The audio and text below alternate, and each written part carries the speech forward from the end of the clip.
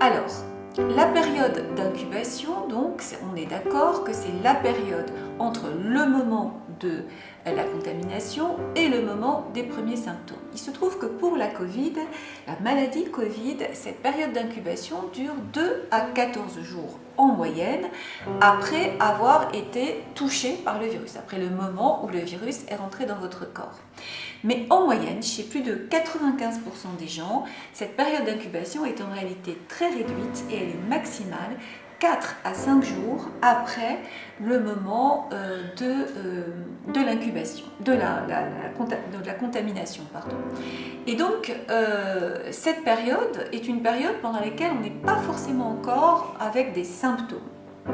Pendant cette période, là, on est tranquille dans notre vie normale et doucement, avec le temps, les choses se font. Un jour, la maladie va se manifester.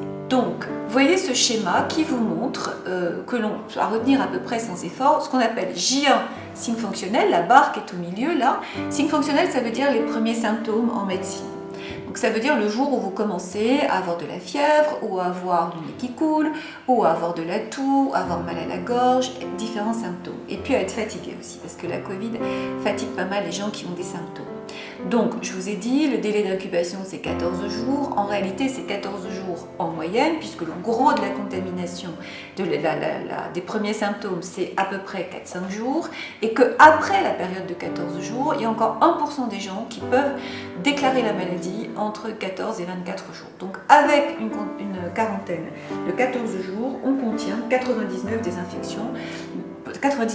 des infections, mais on voit que c'est extrêmement efficace. Et puis à partir du moment où on a des symptômes, on peut être symptomatique pendant 14 jours à 20 jours. C'est la période pendant laquelle on peut encore être porteur du virus et on peut encore contaminer. Ça ne veut pas dire que la maladie Covid s'arrête à 20 jours, parce que dans la maladie Covid, il y a deux périodes. Il y a la première période qui est la maladie virale, où on a des symptômes qui ressemblent un peu aux symptômes de la grippe, la fièvre, la toux, la fatigue, le rhume, parfois un peu de diarrhée chez les personnes âgées, parce que le virus peut aussi atteindre le tube digestif, même si c'est moins connu. Et puis après, on peut devenir négatif au niveau viral, on n'a plus le virus, mais on peut faire la deuxième phase de la maladie, qui est la phase de ce qu'on appelle l'orage cytokinique.